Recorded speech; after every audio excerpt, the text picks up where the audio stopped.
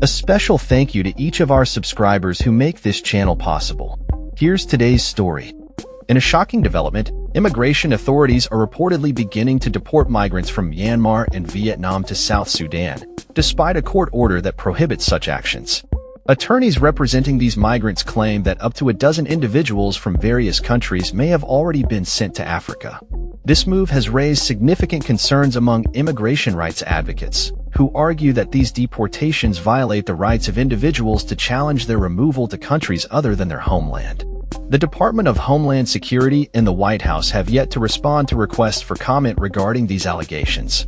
In a separate political arena, President Donald Trump has unveiled ambitious plans for a new missile defense program dubbed the Golden Dome.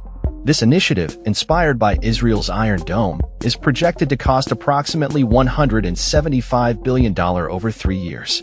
During a presentation in the Oval Office, Trump emphasized the need for robust defense mechanisms, showcasing a poster illustrating how the program would function across the continental U.S.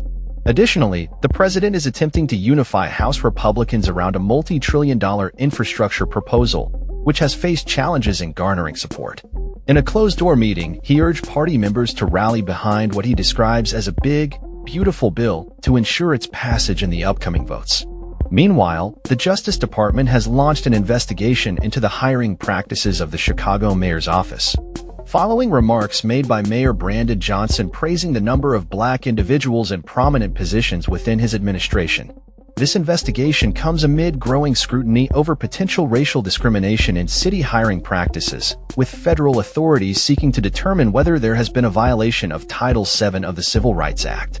In a related development, the Trump administration has revived the 287G program, which allows local law enforcement agencies to enforce immigration laws.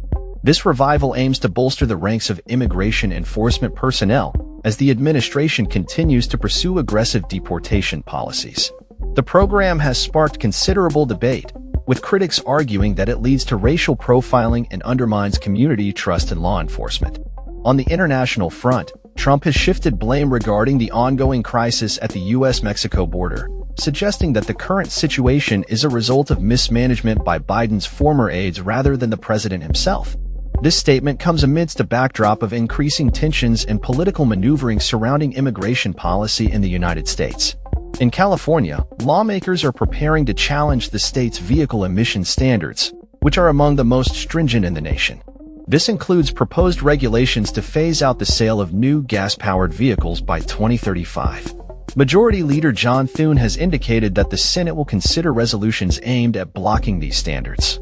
Despite opposition from many Democrats who argue that California has historically been granted the authority to set its own emissions regulations.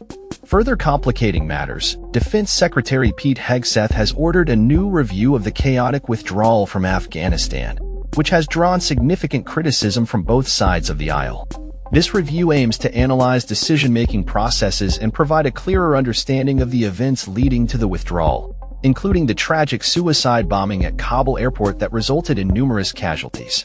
As the political landscape continues to evolve, the implications of these developments remain to be seen.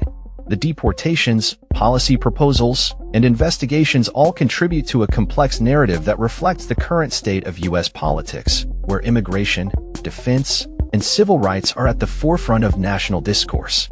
That's all for this story. We upload videos every day covering many different subjects, so hit that subscribe button to stay informed.